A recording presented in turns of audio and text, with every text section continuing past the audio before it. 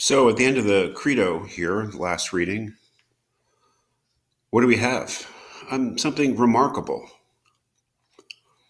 Remarkable way to resolve this question, and that is for Socrates to have an imaginary conversation with the laws. What are the laws? The laws of Athens, I suppose. One of the reasons I say remarkable is that what might be hard to grasp or just to have it register is just how much reverence Socrates has for the laws of his city, the laws of his community, just how much respect he has for them. And I don't know, I think each one of us is different, obviously, in our conception of the state, of the government, of our political community. But I think many of us in the 21st century are a lot less reverent, a lot less thoughtful, I suppose, about the laws, holding the laws to be so important. In any case, I just want to, I am struck by that. And ultimately, I guess Socrates believes he can't go against them. I mean, they make an argument. They make an argument. Now, this is all about arguments.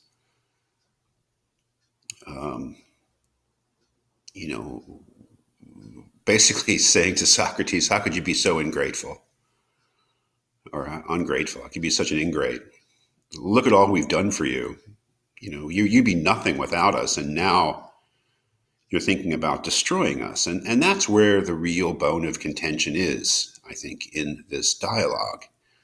If Socrates were to go against the death sentence in this extra legal or perhaps even illegal way, if he were to escape from Athens so he would not be killed, would he actually be destroying the laws? Would he be destroying the state?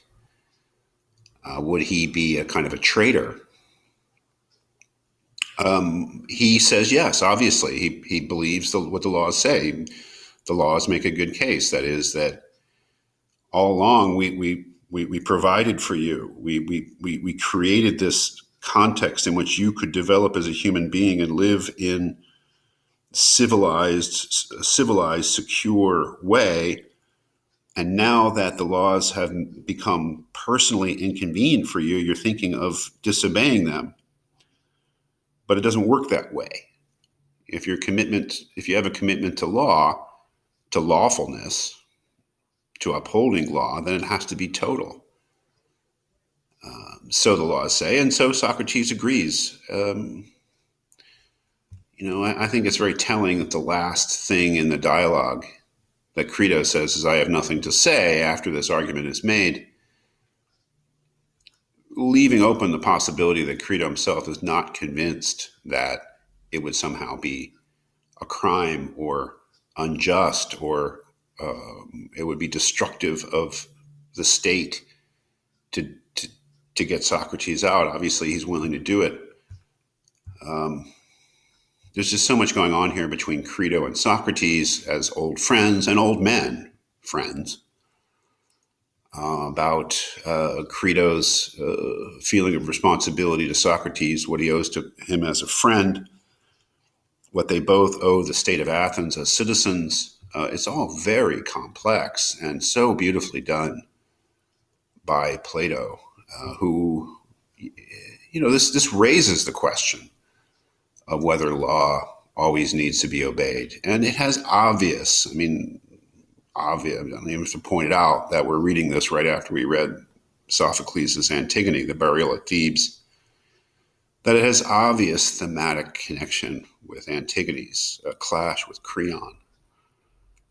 And, it's very interesting to compare Socrates with the character of Antigone. Or let's just say the character of Socrates.